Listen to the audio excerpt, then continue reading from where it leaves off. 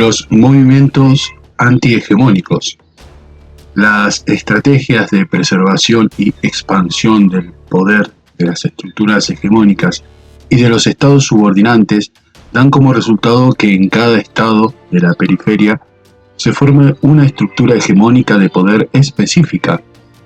Por tal motivo, calificamos a los movimientos políticos que se enfrentaron a lo largo de la historia a las estructuras de poder tanto a nivel local como internacional, como movimientos antihegemónicos. Estos movimientos protagonizaron desvíos ideológicos, elaborados con la finalidad de escapar a la subordinación ideológica que en los países periféricos constituye el primer eslabón de la cadena de subordinación. Durante todo el siglo XX, cuando estos movimientos llegaron al poder, sea en los estados solo formalmente independientes o en las dependencias coloniales, dichos países comenzaron a transitar un proceso de insubordinación política, económica e ideológica. Estos movimientos luchaban por la industrialización o la perseguían, en todo caso, como herramienta para quebrar la situación de subordinación, dado que las estructuras hegemónicas de poder habían asignado a estos países el papel de productores de materia prima. Históricamente podemos afirmar que la Revolución estadounidense constituyó el primer proceso de insubordinación exitoso, producido en la periferia del sistema, y la independencia de las colonias hispanoamericanas el primer proceso de insubordinación fallido, dado que este último terminó en la fragmentación territorial, la incorporación de la región a la División Internacional del Trabajo como exportadora de materias primas y la subordinación informal de Hispanoamérica a la potencia hegemónica británica. Ello dio lugar al surgimiento en América Latina desde comienzos del siglo XX de movimientos antihegemónicos que luchaban por la integración política regional, en la medida en que percibían que la fragmentación diagramada y lograda por las estructuras hegemónicas de poder había reducido a los estados surgidos de esa fragmentación en su capacidad de autonomía política y que, por el contrario, la reunión de fuerzas devenía en la lógica única capaz de recuperar las fuerzas perdidas y, por fin, se oponían políticamente a las élites dominantes en cada país por ser ellas las que, detentando el poder local, facilitaban los designios de los centros hegemónicos y por lo tanto se esforzaban por la democratización tanto política como social para quebrar, de este modo, la organización de las estructuras hegemónicas de poder instaladas a nivel local. Cada uno de estos movimientos tuvo características específicas que, más allá de las características comunes que los equiparaban a los surgidos en otros estados de la subregión, los distinguían con cualidades y postulados propios. Sin embargo, más allá de sus peculiaridades, todos ellos luchaban por la democratización, la industrialización y la integración regional. Todos los movimientos antihegemónicos producidos en América Latina, cuando llegaron al gobierno, trataron de alcanzar el umbral de poder a través de la integración regional, dado que comprendían que era extremadamente difícil alcanzar ese objetivo de forma aislada.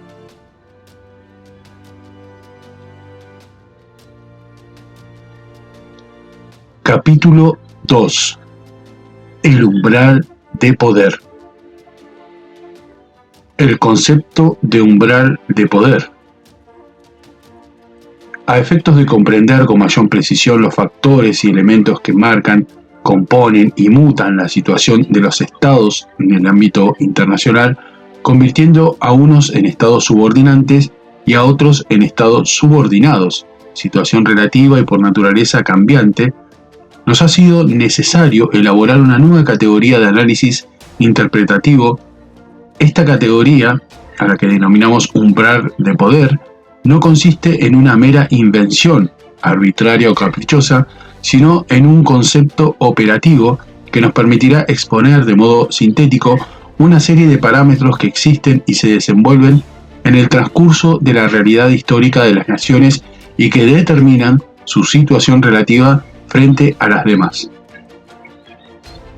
Así, por umbral de poder, entenderemos en lo sucesivo un quantum de poder mínimo necesario por debajo del cual cesa la capacidad autonómica de una unidad política.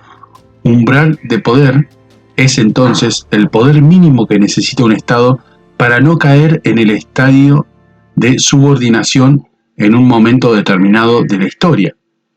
De su naturaleza histórica y relativa deviene, en consecuencia, la naturaleza variable de ese umbral de poder. En la interpretación del mundo realizada desde el derecho internacional, todos los estados formalmente independientes son sujetos de derecho.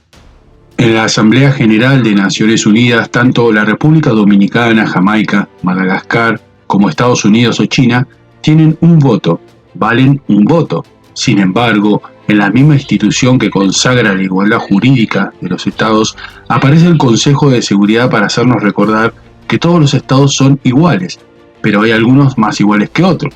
A diferencia del mundo imaginado por algunos profesores de Derecho Internacional, en el ámbito de la realidad internacional, donde el poder es la medida de todas las cosas, solo los estados que alcanzan el umbral de poder vigente en el momento histórico que se trate son verdaderos sujetos de la política internacional. Los estados que no llegan a ese umbral de poder, aunque puedan alcanzar una gran prosperidad económica, tienden a convertirse inevitablemente en objetos de la política internacional, es decir, en estados subordinados. El umbral de poder necesario para que un estado no caiga en el estadio de subordinación está siempre relacionado con el poder generado por los otros estados que conforman el sistema internacional. Cuando una o varias unidades políticas aumentan considerablemente su poder, provocan un cambio sustancial en el umbral de poder que las otras unidades políticas necesitan para no caer en el estadio de subordinación. Así, cuando se produjo la formación de los grandes estados nacionales, el español en 1492, el francés en 1453 y el inglés en 1558, estos elevaron el umbral de poder y las unidades políticas que no lograron convertirse en estados nacionales, como las ciudades-estado de la península itálica, se convirtieron progresivamente en estados subordinados. A su vez, cuando Gran Bretaña se convirtió en el primer estado-nación en realizar plenamente la revolución industrial, inaugurando la categoría de Estado-Nación Industrial, elevó el umbral de poder que los otros Estados miembros del sistema necesitaban alcanzar para poder mantener su capacidad autonómica, es decir, para no caer bajo la subordinación británica. La decadencia española y portuguesa tuvo su origen, fundamentalmente, en la incapacidad de estas dos unidades políticas para convertirse primero en productoras de manufactura y más tarde para realizar su propia revolución industrial. El progresivo deterioro en términos de poder llevó a Portugal a convertirse en un estado subordinado al poder inglés y a España en un estado subordinado primero al poder francés y luego al británico. Portugal y España pasaron paulatinamente de ser estados centrales, miembros plenos de la estructura hegemónica de poder, a ser meros estados periféricos, excluidos de la estructura hegemónica de poder. Pasaron de ser estados subordinantes a ser subordinados. La exclusión se hizo gráficamente patente, incluso en la expresión popular utilizada en Francia e Inglaterra de que Europa termina en los Pirineos. Así, para el resto de Europa, españoles y portugueses eran africanos. Los estados alemanes, Prusia, Baviera, Württemberg, Baden, Sajonia y Hannover, por mencionar algunos, solo pudieron superar su estado de subordinación cuando Otto von Bismarck culmina la unidad alemana que había venido siendo preparada por el Zollverein, la unión aduanera entre los microestados alemanes. Es decir, que Alemania solo pudo superar su estado de subordinación cuando, gracias a la unidad política y a la industrialización, logra alcanzar el nuevo umbral de poder, aquel que había marcado Gran Bretaña con la industrialización. La península itálica solo pudo superar su estado de subordinación cuando el reino del Piemonte y sus industriales, para ampliar sus mercados, generan la unidad y profundizan el proceso de industrialización, lo que le permite al nuevo Estado alcanzar el umbral de poder que había establecido Gran Bretaña. En Asia, solo Japón, con la Revolución Meiji, logra alcanzar aquel umbral de poder y convertirse en la única nación asiática no sometida a la subordinación europea. En el continente americano, a partir de la insubordinación fundante de 1775, al margen de la estructura hegemónica de poder, se va a ir construyendo un estado de dimensiones insólitas. Cuando el 2 de febrero de 1848, por el Tratado de Guadalupe Hidalgo, México se vio obligado a ceder la ancha extensión de territorio que iba de Texas a California. Estados Unidos se convirtió en un estado continental. Los territorios arrebatados a México, sumados a los territorios que Estados Unidos había ganado en Oregón y en el suroeste, llevaron su superficie a unos 7,5 millones de kilómetros cuadrados, es decir, un territorio casi igual en extensión al de toda Europa. Luego, con la victoria del norte industrial sobre el sur esclavista y agrario, se empieza a engendrar un nuevo y gigantesco Estado-nación industrial, que inaugura una nueva categoría de Estado, el Estado-nación continental industrial, que progresivamente eleva una vez más el umbral de poder. Por lo tanto, a partir de la plena realización industrial de Estados Unidos, empezó a parecer claro que a las otras unidades políticas del sistema internacional solo les sería posible mantener su capacidad autonómica plena si lograban conformar un Estado nacional industrial de superficie y población semejantes a la de Estados Unidos, es decir, de superficies continentales. Esto fue en Europa tempranamente percibido por Alexis de Tocqueville, Bruno Bauer y Friedrich Ratzel.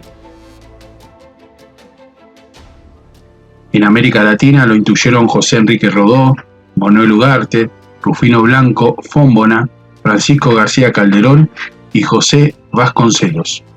La construcción del poder nacional y el impulso estatal.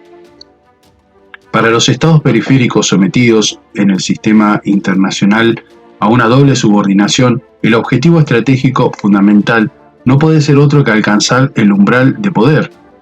En esos estados, la construcción del poder nacional requiere de un enorme impulso estatal para poner en acto lo que se encuentra en potencia. El impulso estatal permite la movilización de los recursos potenciales que transforman la fuerza en potencia en fuerza en acto. En realidad, del estudio profundo de la historia de la política internacional, se desprende que en el origen del poder nacional de los principales estados que conforman el sistema internacional se encuentra siempre presente el impulso estatal.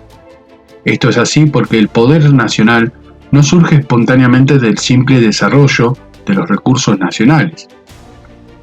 Además, en los estados periféricos, la necesidad del impulso estatal se ve acrecentada porque los estados que más poder tienen tienden a inhibir la realización del potencial de los estados subordinados, para que no se altere la relación de fuerzas en su detrimento. Recordemos como Pineiro Guimaraes que las estructuras hegemónicas de poder tienden, por naturaleza, a su propia perpetuación. Denominamos impulso estatal a todas las políticas realizadas por un Estado para crear o incrementar cualquiera de los elementos que conforman el poder de ese Estado. De manera general, podemos afirmar que entran dentro del concepto impulso estatal todas las acciones llevadas a cabo por una unidad política, tendientes a animar, incitar, inducir o estimular el desarrollo o el fortalecimiento de cualquiera de los elementos que integran el poder nacional. De manera restrictiva, también usamos el concepto para referirnos a todas las acciones llevadas a cabo por un Estado periférico tendiente a poner en marcha las fuerzas necesarias para superar el estado de subordinación. El ejemplo paradigmático de lo que denominamos impulso estatal fueron la Ley de Navegación inglesa de 1651 y sus sucesivas reformas. Los conceptos de umbral de poder e impulso estatal conducen pues necesariamente al análisis de los elementos que conforman el poder de un Estado. El poder de un Estado está conformado por un conjunto de elementos tangibles e intangibles interrelacionados. Este conjunto de elementos está permanentemente afectado por los cambios tecnológicos y culturales. Para construir poder es necesario interrogarse constantemente sobre cuáles son los factores que otorgan a un Estado el poder mínimo necesario para mantener su autonomía, dado que estos factores se ven, como ya afirmamos, permanentemente transformados por la evolución de la tecnología. Quizá uno de los aspectos que conservan mayor vigencia del pensamiento de la escuela realista sea la reflexión de Hans Morgenthau sobre los elementos que conforman el poder nacional. Para Hans Morgenthau existen factores relativamente estables que conforman el poder de un Estado, como el geográfico y los recursos naturales, y otros que pueden ser calificados como dinámicos, tales como la población, las fuerzas armadas o la capacidad tecnológica. Podemos decir que Morgenthau concibe el poder de una nación como una pirámide egipcia formada por 10 pisos o niveles, en cuya base se encuentra el factor geográfico, en el segundo piso la posibilidad de autoabastecerse de alimentos, en el tercero las materias primas que posee, en el cuarto la producción industrial, en el quinto la infraestructura militar, en el sexto el tamaño y la calidad de la población del Estado. El séptimo y el octavo piso están ocupados por el carácter y la moral nacionales, respectivamente. El noveno, por la diplomacia del Estado, que Morgenthau entiende en un sentido amplio, y, como la pirámide no está trunca, la cúspide está habitada por la personalidad de un gran hombre, un estadista como el cardenal Richelieu, Giulio Mazzarino, Charles Maurice de Talleyrand, George Canning, George Washington o Charles de Gaulle. Vista en perspectiva y desde lejos, la pirámide de Morgenthau aparece tanto más sólida, más fuerte e impenetrable, cuanto más importantes son los factores materiales, los elementos tangibles que la conforman, como el tamaño de la población. Pero una vez que el viajero se acerca a la fortaleza y penetra en la estructura misma de la pirámide, se percata de que la consistencia de ella depende menos de los factores tangibles que de los intangibles, como la moral y el carácter nacional. Reflexionando sobre los factores tangibles e intangibles que conforman el poder nacional, Friedrich List afirmaba: es difícil decir si las fuerzas materiales influyen sobre las espirituales más que éstas sobre aquellas, y de modo análogo por lo que respecta a las fuerzas individuales y sociales, pero lo cierto es que tanto unas como otras se influyen recíproca y poderosamente, de modo que el crecimiento de una provoca el de las demás y que la decadencia de una siempre es seguida por la de las otras.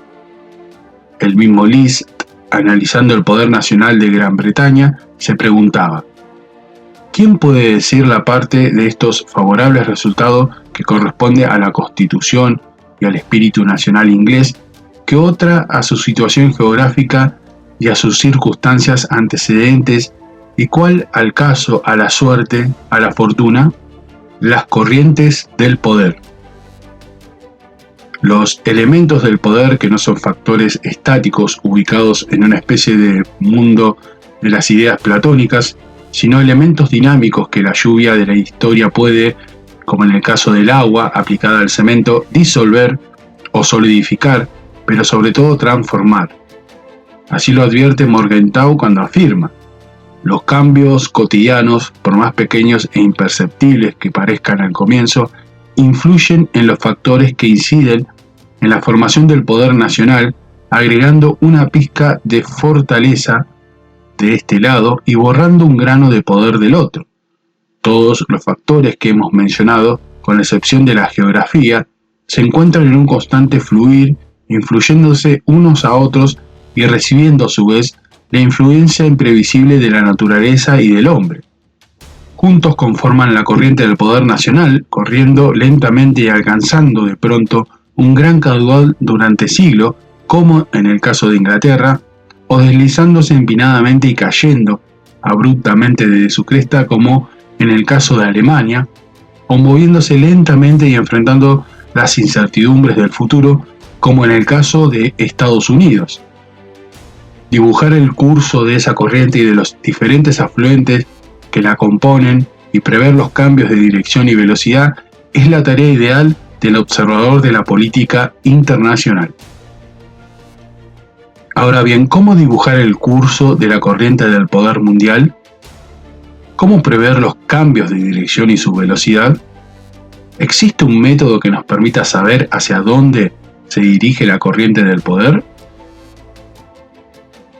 ¿Cómo detectar bajo la superficie de las actuales relaciones de poder los desarrollos germinales del futuro? Es curioso que para responder a estas preguntas, un pensador como Hans Morgenthau haya confiado más en la intuición y en la imaginación creativa que en la razón pura. Para Morgenthau, la evaluación de los factores del poder en el presente y en el futuro es siempre una tarea ideal que, cuando se realiza con éxito, constituye el logro intelectual supremo del analista de la política internacional. Como tarea ideal, advierte Morgenthau, nunca será perfecta, precisamente porque la naturaleza y el hombre son elementos imperfectos, impredecibles, factores que no se pueden conocer con exactitud y que hacen que los cálculos de evaluación puedan ser siempre inexactos.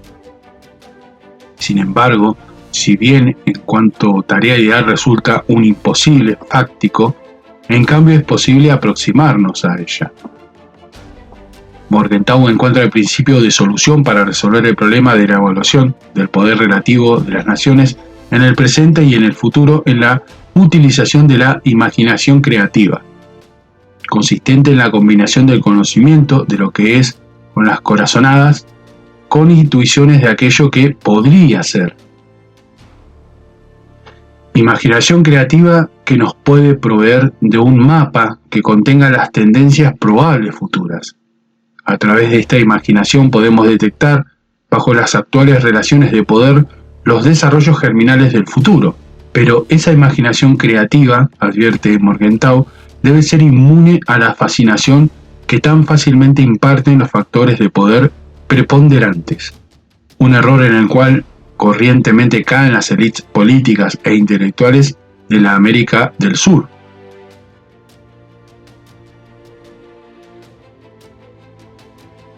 Desarrollo económico, riqueza nacional y poder nacional. Habitualmente suelen confundirse los términos desarrollo económico o incluso riqueza nacional con poder nacional. Este último requiere del desarrollo económico, pero el desarrollo económico no garantiza por sí mismo el poder nacional. A fin de mantener a los estados periféricos en situación de subordinación permanente, se sostiene desde los estados centrales, y las élites subordinadas ideológicamente lo repiten acríticamente en los estados periféricos, que el desarrollo de la riqueza nacional es más importante que la construcción del poder nacional. Esta es en realidad una discusión de larga data. Al respecto, Liszt afirmaba ya en 1838, reflexionando sobre el destino de Alemania, que era por ese entonces una región periférica, subordinada y subdesarrollada, que la potencia es más importante que la riqueza. Pero, ¿por qué es más importante? Porque la potencia de una nación es una fuerza capaz de alumbrar nuevos recursos productivos, porque las fuerzas productivas son a modo de un árbol cuyas ramas fueran las riquezas, y porque siempre tiene más valor el árbol que produce frutos que el fruto mismo. El poder es más importante que las riquezas, porque una nación, por medio del poder, no solo adquiere nuevos recursos productivos, sino que se reafirma también en la posesión de las riquezas tradicionales logradas desde antiguo, y porque lo contrario de la potencia, o sea, la impotencia, hace que pongamos en mano de los que son más poderosos que nosotros todo lo que poseemos, no solo la riqueza, sino también nuestras fuerzas productivas, nuestra cultura, nuestra libertad y hasta nuestra independencia como nación, como nos lo enseña claramente la historia de las repúblicas italianas, de la Liga Hanseática, de Bélgica, Holanda, Portugal y España.